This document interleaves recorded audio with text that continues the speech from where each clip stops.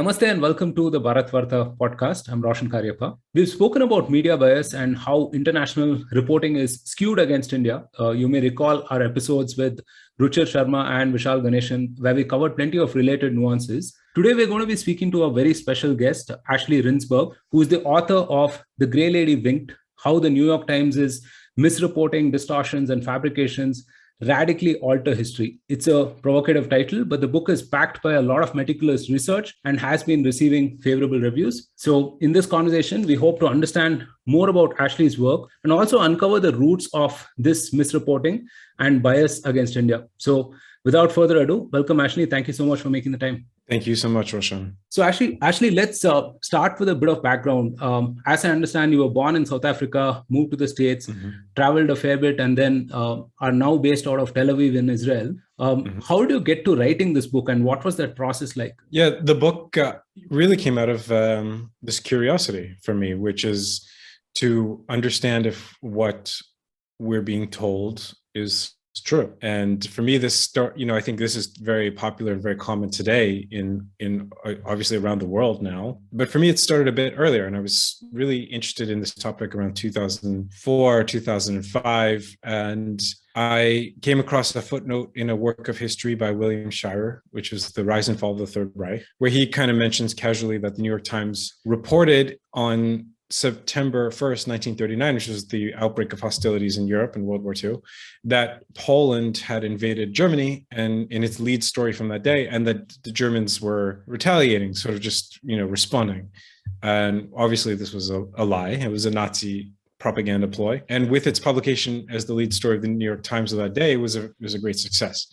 So I wanted to understand why this happened and how it happened and what else happened in this similar vein. How was the New York Times shaping or misshaping history and in sort of world-changing historical events? Also to really understand why it would do things like this. And that's where The Grey Lady Winked. It's fitting for the times that we live in, right? I mean, we're living in a time when there's very high distrust in anything institutional, right? And media is at the top of the heap, I would say, on that in that regard. But it's also rare to find someone who speaks out against this, right? Because the cost of speaking out is significant. I mean, as we've seen with the kind of cancel culture that's prevailing. So what really forced you to take this up more seriously and actually publish a book? Yeah, well, when I initially wrote the book, it was ignored. I mean, people told me to my face that they couldn't risk angering the New York Times. These were top level literary agents, editors, and I didn't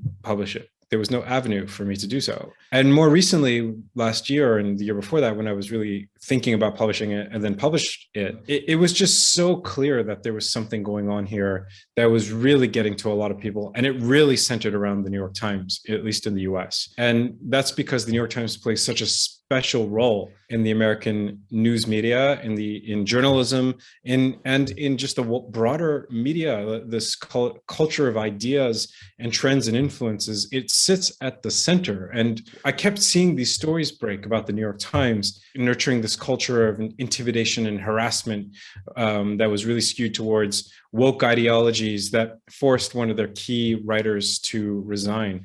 Stories like that, where I was kind of screaming at my phone or my computer screen that you don't know the half of it. You don't know. People think that this is sort of a recent turn at the New York Times.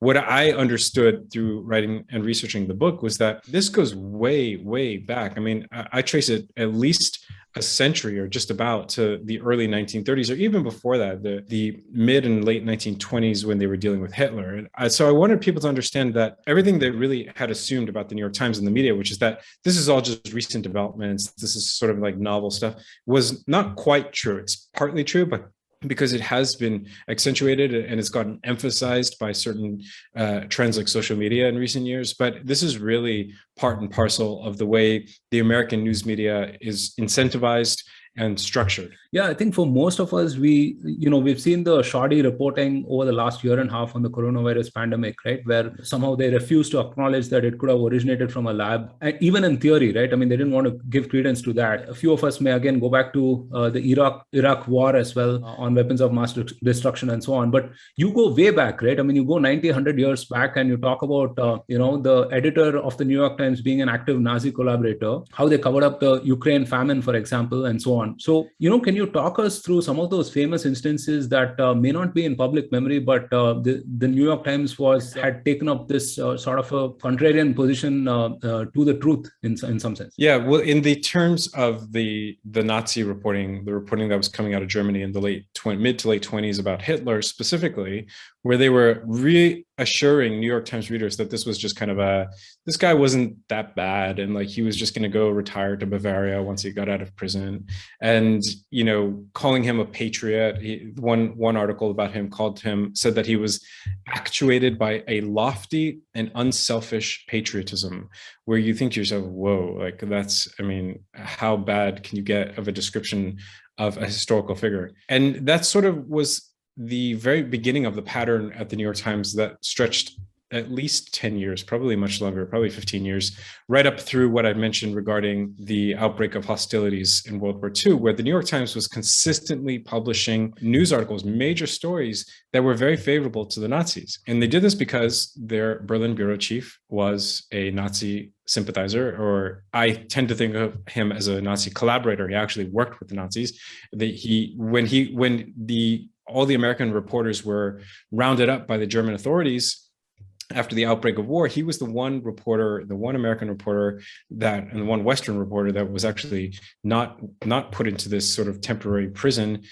He was allowed to stay in his luxury hotel in Berlin because he was working so hand in glove with the Nazi brass in his reporting. And the New York Times knew this. They were made aware of it by a mid-level editor, a Jewish editor, who came to them and said, this cannot persist. We cannot have a Nazi collaborator running the most important bureau in the world at the time. And they threatened that editor with a libel lawsuit. They threatened to sue him and to fire him, of course. And the reason was because this editor, the Berlin bureau chief, Guido Enderis, was bringing home the goods. He was bringing great scoops because the Nazis were just funneling him information because he printed the stories that the way they wanted to see them. And they didn't want to risk that competitive edge. They wanted to stay number one. This was a business decision more than anything else. And that's sort of the through line that you see, whereas their agenda is very much about advancing their own interests, whether that's about power or money. In some cases, it's about ideology, but usually it's about power and money. And that's something that we're seeing today in certain ways, probably with their coronavirus reporting, which was very soft on China. They were sort of walking on eggshells with regard to this claim that the coronavirus might have emerged from the lab in Wuhan. China, for them, is a major venue for investment. They're looking to open operations, New York Times Chinese edition, and get access to that gigantic market. And they didn't want to offend the CCP, is my theory. And that's the same case when we looked at the most infamous of all New York Times reporters, who was Walter Duranty, who covered up the Ukraine famine, which was an effort led by Stalin to consolidate power by creating a famine in Ukraine. This was an act of genocide. And Walter Duranty was the New York Times Russia correspondent in the early 1930s, covered it up. He denied it. He said there was no such thing as a famine. He, in fact, knew that there was a famine. He knew why it was happening. He knew the scale of it. And in his reporting, he not only denied the existence of a famine, he denied the reporting of other journalists who claimed that there was. And again, this goes back to a financial interest that the New York Times had in order to help business concerns that it was aligned with in New York get access to the Russian market, to the new Soviet market, which was a gigantic market. It was industrializing very quickly. And the New York Times was part of a sort of consortium of businesses, of huge businesses. We're not talking about mid-level. We're talking about the very biggest businesses in the US that wanted to start trade relations with the USSR as soon as possible. And you couldn't do that if the world knew that, or at least the American public believed that this same government had just murdered 5 million of its own people. The World War II coverage is especially egregious, right? Considering that the Sulzberger family that owns the New York Times is actually Jewish. Yes, at the time they were. They are no longer Jewish. They've either converted or married out, but they were Jewish at the time. And that coincided with their coverage of the Holocaust, which was pretty much non-existent. They deliberately downplayed the Holocaust. They published 6 front-page stories about the Holocaust in 6 years. They would have a story about the murder of 600,000 deaths of Jews.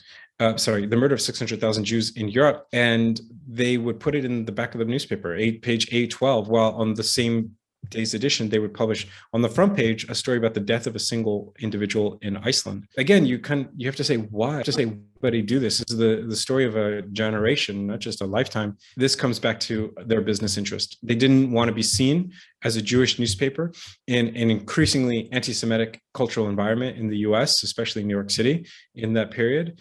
And in order to not be seen as a Jewish newspaper, they covered up the biggest Jewish story of the 20th century easily, and probably much more than that. Yeah. So how much power does the New York Times wield, right? I mean, we could make the case that it's obviously losing power in the era of social media and decentralization as such, right? But what is the impact of all of this fabricating and propagating counter narratives and so on, right? What do you think has been the real impact of all of this? I think what you see from The Great Lady Winked is that the impact is very real historically. When they sent a correspondent to Cuba in the late 1950s to find an irrelevant and all but forgotten rebel named Fidel Castro.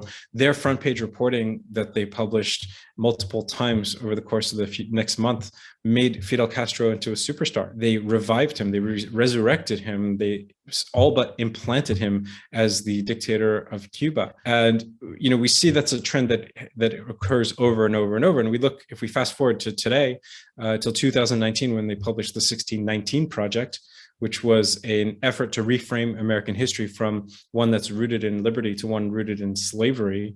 We are seeing all around the country, in America and all around the world, this new narrative of America being sort of this remnant of a slaveocracy where slavery is still continuing to this day. And I just watched a video by a former NFL player, a football player in America, claiming that men like him who play for this football league, American Football League, making tens of millions of dollars a year are slaves. And that's a narrative that comes from the New York Times as much as from anywhere else. And it's something that they are doing intentionally. And it's because they are at the very center of a media ecosystem that includes things like the Pulitzer Prize, that includes Netflix, which is making series based on New York Times reporting. Oprah Winfrey, who is producing a TV and film production based on the 1619 Project. So they are instrumental to this cultural media ecosystem that is very corporate, and it gives them a tremendous amount of power. So maybe they don't have the same kind of hard power that they had in the 1950s and 60s when they had many more readers proportionally, but they still do have this enormous lever that is the media industrial complex of America. Right. So does it all boil down to, perverse business incentives, or is the New York Times trying to protect the interests of, protect some kind of a vested interest in all of this? It's both. I think it's first and foremost, it's money and power. The New York Times is owned by a family, the family that we were discussing before, the Sulzbergers. They are a dynasty. They hand down control of the newspaper and the company that owns the newspaper from male heir to male heir. It's a literal patriarchy. And like all dynasties, they are really vested in maintaining the power and the wealth of the dynasty. That to me is probably the overriding factor for them. But that doesn't mean there are not ideological considerations as well that really weigh heavily on the New York Times. There is absolutely a worldview at the New York Times that they do not like to see challenged. And I think that's a lot of where the India reporting and the obvious bias or the obvious agenda, I would say, that's at work in the India reporting, it stems from that worldview, which is a worldview which in a lot of senses believes that pluralism cannot walk hand in hand with nationalism, that there's no such thing. And that's something that we've seen, since post-Holocaust era, where they look at the Holocaust and they say, okay, look what nationalism did to Europe. Therefore, any form of nationalism is evil, and it is absolutely at odds with pluralism. And India, much like Israel, disproves that theory. You look at India, you look at Israel, and you look at other countries around the world where nationalist trends or a nationalist model does actually gel with a pluralistic society, where there are equal rights available to different people, despite there being a national identity that's at work in the country. And I think this is something the New York Times hates to see, because it really undermines a lot of the worldview that sort of motivates their reporting and shapes their reporting, and the individuals that are doing that reporting as well, who harbor that view. Yeah, I think India's pluralism is steeped in our culture itself, right? Of 5,000 plus years. In your recent interviews, you also mentioned that NYT's coverage of India was, to quote, almost Orientalist, and you called out a few of these almost racist headlines that they put out, right? Including, why India's farmers fight to save a broken system. Under Modi, a Hindu nationalist surge has further divided India. What the rape and murder of a child reveals about Modi's India, and so on and so forth. Could you elaborate a little more about this, and and go into perhaps the reasons behind this sort of a propaganda, I would say? I think that what we're seeing with the coverage is editorial decision making, because you could cover many of these things in different ways, and you could give them different headlines, and you could shape the stories in any number of ways. That's sort of the beauty and also the pitfall of journalism, is that it's not just data, it's someone actually shaping the story. So when you see a collection of headlines that read like the ones you just read out, and they all show the same pattern, that to me is a red flag that there is a narrative being built, narrative being constructed and enforced. And that to me is another red flag, saying something here is wrong, because there should never be a narrative being forced, being promoted by any journalistic outlet. That's not the job of journalism. Journalism should be gathering the facts, bringing whatever truth might be there, not, especially in this day and age, trying to push this idea that India is this or that kind of country. And one thing that really caught my eye early on in my research about India was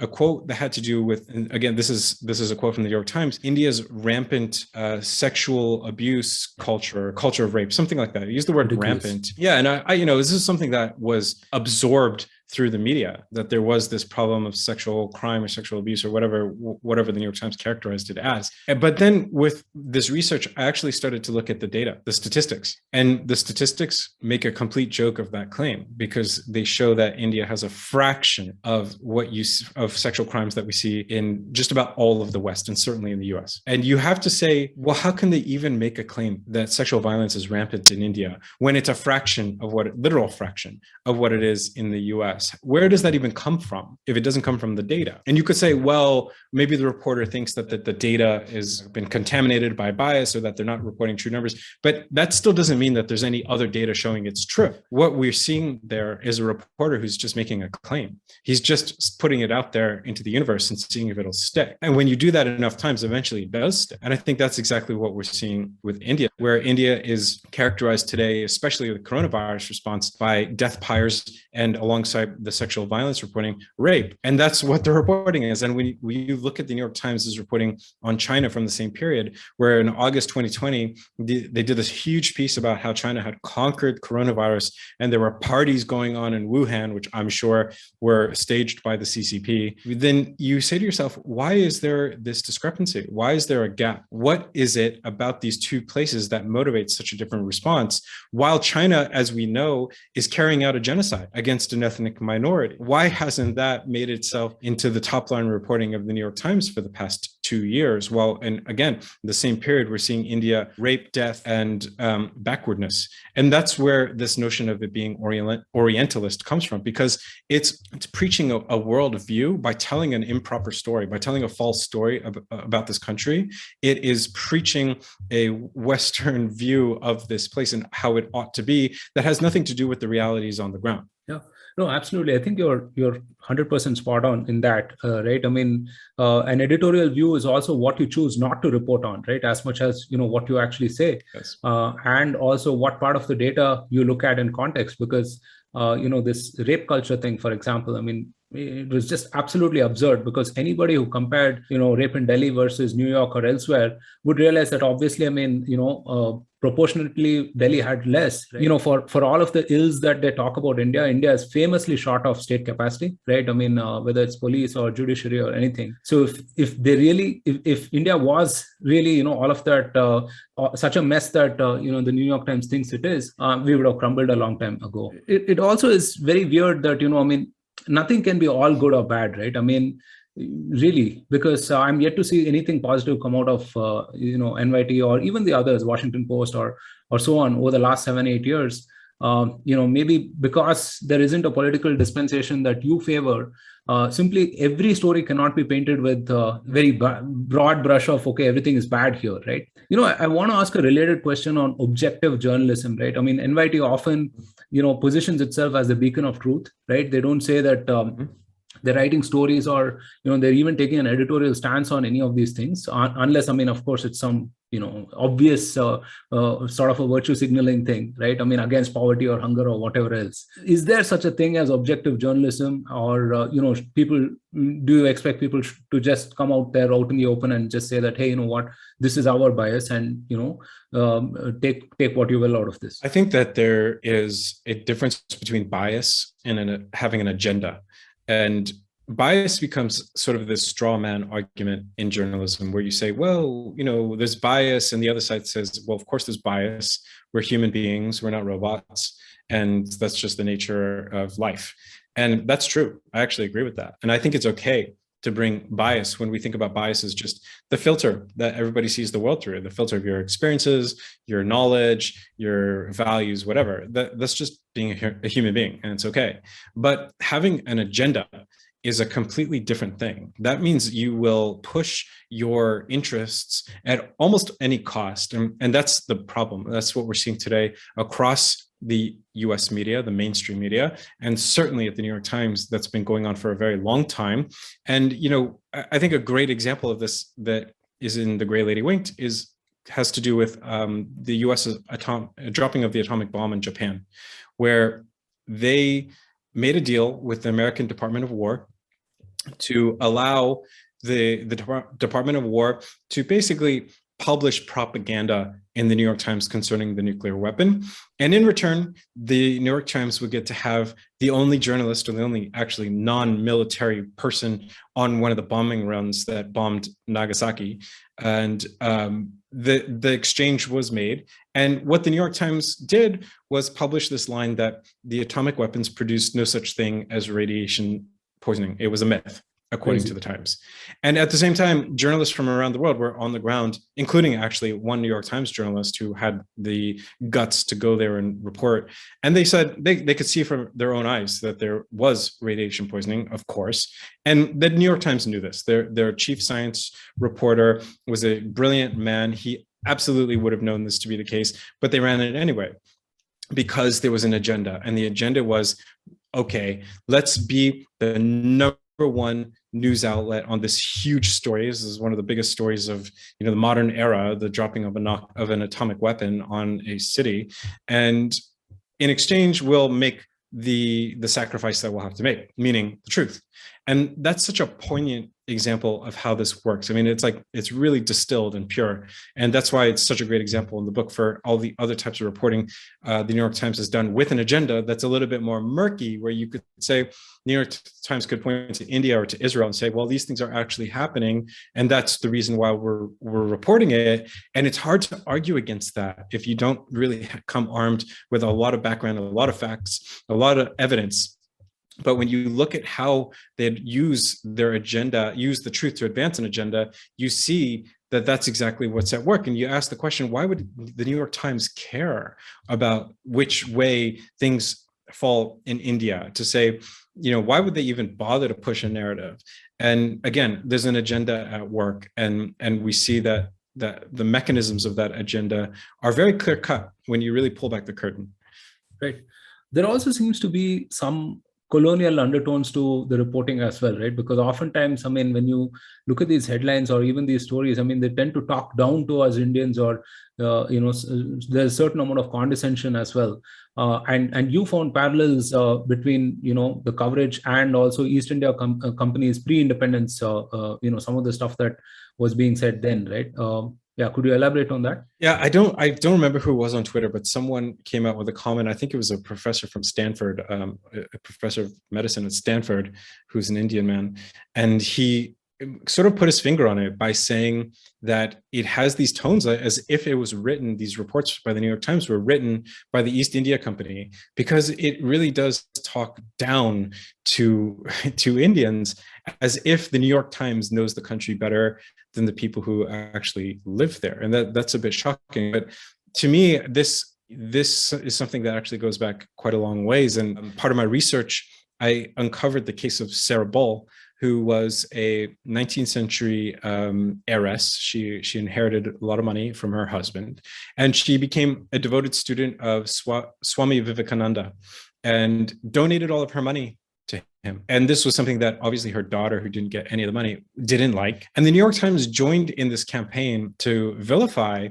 not just Swami Vivekananda, but all of Hinduism, which is quite insane. This was really what kicked off what a professor of comparative religion at Boston University, whose name is Stephen Prothero, called the quote unquote Hindu invasion. And he spells it with 2 O's to make the point. That's being that the New York Times had spread this sort of anti-Hindu invective, calling Hinduism a psychic conspiracy, and that it was involved in mystic meditation rings, and going so far as to say that these people had actually poisoned the minds of people like Sarah Bull in America. So this goes really back a long way. And when you think that this kind of reporting almost gets in the DNA of the type of reporting they do on a particular place. And the same very much with Israel. They have been reporting the same way on Israel for not just 10 or 20 years, but for decades and decades, really going as far back as to the founding of the State of Israel. And it's something that becomes part of the cultural DNA of the media organization itself. And that's a bit scary, especially in this day and age where you think, okay, we've seen all this sort of reckoning about race and how quote unquote white institutions in the US have treated various races or ethnicities. And why did this one go sort of unnoticed, that they did all this crazy reporting? Or another great example that's come out of my research and interactions on Twitter is that they conflated the swastika with the sacred Indian symbol with the German hooked cross. So until the New York Times said the German hooked cross is a swastika, no one had ever really called it a swastika, because that was something completely separate. It was completely different from what the Germans had. I mean, the Nazis had co-opted the symbol, but the New York Times turned the German hooked cross into the quote unquote swastika. So these are things that really feel like we need to be revisiting, especially the New York Times, but they're not. And that's what's really worrying about it. They're leaning into the narrative rather than going back and looking at where they went wrong. Yeah, so a friend of mine, Vishal Ganeshan, runs this handle called Hindu History on Twitter, where he curates the reporting from the 19th century onwards. And you see like a continuing thread in the type of reporting that happens typically on India, right? So actually, is there an element of foreign policy here? I mean, has the New York Times been co-opted by some of these governments to do their bidding? Do you think that is a possibility? I mean, is there some kind of a global geopolitical game of chess being played that we are somehow being unaware of? I do think there is. I think there's absolutely the influence that is being exerted by powerful state actors. And this is something the New York Times actually has covered. Ben Smith, who's their media columnist, did a really big column a couple months ago about how China is leaning on all these small media outlets around the world and using its money as well to do so in order to influence coverage of the coronavirus in China. And Smith, when he wrote this column, never brought up the New York Times and how they might be affected by the same trend, obviously. I mean, it would be shocking if he actually had. But that to me is really the point, is that the New York Times itself knows that China, and China is probably the biggest example of this because they are the most powerful and the most aggressive, but they know that this is happening, but they're not really paying attention in their own pages to how it's affecting their own coverage. And the CCP, the Communist Party of China, has been paying the New York Times tens of thousands. We don't actually know the number because it's not properly reported, and it actually should be according to American law. But CCP owned outlets, including China Daily, have paid upwards of tens of thousands, hundreds of thousands, and if you extrapolate it out, it looks more like millions of dollars to the New York Times, as well as other major media outlets, including the Washington Post, the Wall Street Journal, and many others, to run Chinese propaganda on their newspapers. It has, this small label saying it's sponsored content or whatever they call it, but it looks, for all intents and purposes, as if it's New York Times content or Washington Post content. And you think parallel to this, what other kinds of influence is being exerted on these newspapers in order to produce coverage that is favorable, in this case, to China or to the Biden administration or to whoever else might be able to influence coverage in that way. So I definitely think there is some kind of great game or equivalent of a great game being played out, instead of this being uncharted territory in the what we call the Far East. It's being played out on the newspapers of the American mainstream media. Right. You've also written about the Times collecting a lot of user data as well for targeted advertisements and so on, right? And this is the kind of thing that the NYT actually, fights the big tech on, right? I mean, whether it's the likes of Facebook or whoever. Do you think, and I think, Balaji Srinivasan likes to call this out, that, the NYT is in competition with Facebook and the likes, right? Mm-hmm. What do you make of that? I think that the Times has been very harsh, as the rest of the media has too, recently. It wasn't always this way, but recently, about how Facebook and other social media giants polarize content because it drives revenue. But when you look at the New York Times' own model, which is now subscription-based, where it used to be advertising-based. So when it was advertising-based, every single one of your readers had roughly the same amount of value to the newspaper, because each view or each set of eyeballs looking at the newspaper helped them to sell ads. Today, their subscription-based model means that only about 2% of their entire readership is actually paying them. And what that means for their coverage is that they are naturally going to skew coverage to what motivates and incentivizes that 2% to continue paying for the coverage, which means the coverage is becoming more radicalized, more polarizing, and in some ways, part and parcel to that, more racialized, because that's really one of these animating issues in the US. So they have absolutely been doing the same thing that Facebook has been accused by them of doing. And I think that's, part of the problem here, which is that they are polarizing news content in a way that's very damaging to, at least for American democracy, probably for other democracies around the world as well. And again, it's all about their business interests. It's all about the agenda. And that's why it's truly concerning.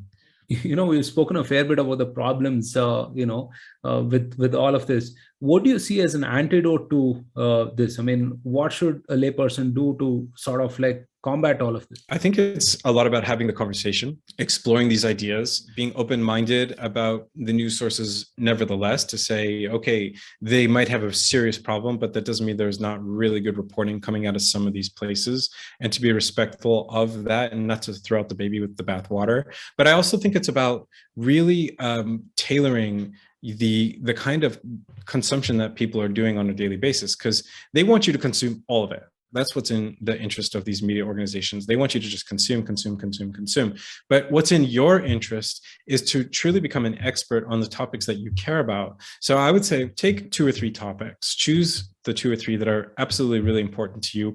And instead of browsing, instead of this lean back approach to media consumption, where you're just sort of being force fed the information that they want you to have, go and search for the information that you want to have, that you can corroborate, that you identify as coming from trustworthy and reliable sources. So it's on us to be able to change our own modality of news consumption. And it's something that we can actually do really easily today, where we never could have done it before, because before you would just have 1 or 2 local newspapers. You're probably only going to subscribe to one of them. And that was that. Today, we have endless amount of information that we can choose from, but it's so much that you really do have to make a very intentional choice. You have to set that intention for yourself and say, this is what matters to me, and this is how I'm going to find the facts, corroborate them, and help spread what I believe to be the truth about the matter. Right. Yeah, I think we have to be a lot more deliberate about what we consume, right? Because I think there's an impact beyond our own selves in terms of, society, and, especially we've seen with this whole clickbait sort of a journalism, right? Right. A case of incentives building up. How do you see the future of journalism evolve from here? I mean, one can argue that, they never quite recovered from when digital media came about, right? And social media and so on. And now further with decentralization and things to that effect, we're seeing the model like literally break down, right? I think there's going to be a major fracturing in the media, just as there has been in politics, at least in the US. If you look at the political outcomes of presidential elections in the United States in the 1940s or 50s or 60s, 70s or 80s, you see enormous blocks of voting that all went roughly the same way. And, the electoral vote counts are just shocking compared to what they are today, because everyone went for one or the other candidate, generally speaking. And that's what media was as well. You would have CBS News or Walter Cronkite, where, 90% of the country would be watching the same news broadcast. Today, that's obviously not the case. And I think that's going to accelerate. I think among the legacy news media or traditional news media, it will converge on 2 or 3 huge players that will be able to survive and to thrive, and probably really just one player. And the New York Times is setting itself up to be that one. And aside from that, we'll see a lot more independent media. We'll see new models of news media, like nonprofit, NGO, news organizations. And I think we'll see new formats that are better suited to meet the needs of today's news consumers, like podcasts, like video. So a lot more fracturing, a lot more diversity. And what I think is probably the best outcome is that this will all not be happening in the same space. That's where things get really rancorous, because it's all today happening on Twitter. It's all in the same place. You're seeing these people who are speaking different languages. I mean, they're using, let's say, English as the common language nominally, but they're actually using the terms in such different ways that they're incommensurate with one another. They're speaking past each other, and it's because they don't belong in the same room together. It's like there's if you imagine like a small auditorium overflowing with people, and we know what happens, a stampede happens. And that's what's happening today in digital media. This is just a stampede caused by polarized news content fed into these echo chambers of Twitter, Facebook, and the like. So I think we're going to see a lot more fragmentation, both in terms of the content and in terms of the format, where people will be able to sort of work within the same community. I think that's probably the best. I mean, there are also huge downsides to that, but I think it's probably better than what we have today, which is just these machines that fuel anger and divisiveness and hatred. Right. And, we reference the distrust that people have in media and institutions, right? So how should one, go about trusting a news source, and how should one consume news actually? I mean, is it, because obviously everyone will not have the time to sort of look at multiple sources and so on and so forth. And you also advised, probably focusing on 1 or 2 things and going really deep on that, right? And subtracting a lot of the things that may not really matter. Because I mean, if I look at the last year's headlines, how many of those really like mattered in my life, right? And impacted me? I mean, not a lot, really. I mean, everything seems to be very transient and inflated. But yeah, I mean, to round things off, how should one consume news? I think we should consume news minimally. I think the more we sort of continue to exist in our physical environment, immediate physical environment, the better we will be, the happier and healthier we will be. And the less we consume news, the better off we will be in general. But I do think that if you are consuming news, aside from choosing those 2 or 3 or 1 topics that matter to you, rather than looking at the brand, look at the individual reporters who are doing the reporting. Because it's a mixed bag. It's not all the same thing. So the New York Times might have an agenda, and it might be, improperly incentivized in most of its reporting. And we could see that with, for example, one of their coronavirus reporters, one of their science reporters, who was out there calling the lab leak theory racist. So that if anybody wanted to consider this theory, you're just a racist. Like, she just declared it that way. But that doesn't mean that there's not other reporters who are doing great reporting or just good reporting on the same topic. So don't look at the brand, I would say.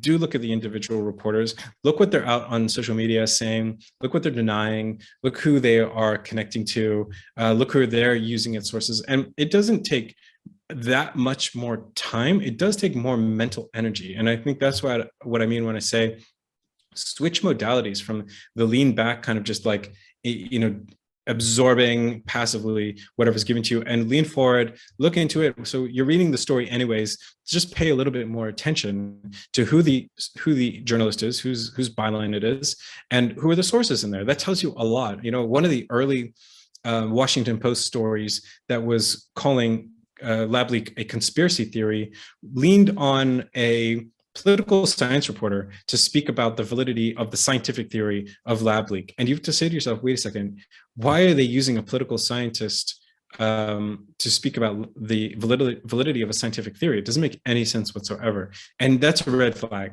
And when you see a red flag like that, and then you could see who is the reporter on that story. And then you can sort of just tag it in your mind as someone you do not want to rely on. Right. Yeah, I think the era of passive consumption of all of this is over. I think we have to make that switch towards consuming things more deliberately. So Ashley, this has been a fascinating conversation, and you've written a very important book as well, very fitting for the times, and it's going to have a huge impact on all of us. Thank you again for being on Bharat Varta, and wish you all the best for everything you have coming up. Thank you so much, Roshan. I appreciate it. Really enjoyed this conversation. Thank you. Me too. Thank you for tuning in to this episode of the Bharat Varta podcast. If you want to see more content like this, then don't forget to subscribe to our channel. We started Bharat Varta to facilitate long-form discussions on politics, policy, and culture. We don't necessarily endorse anything that was said in this episode. If you wish to offer us feedback, do reach out to us on social media. We are at Bharat Varta on Facebook, Twitter, and Instagram. You could also get in touch with us on our website, www.bharatvarta.in. The links are in the description below. Until next time, stay safe, take care, and Jai Hind.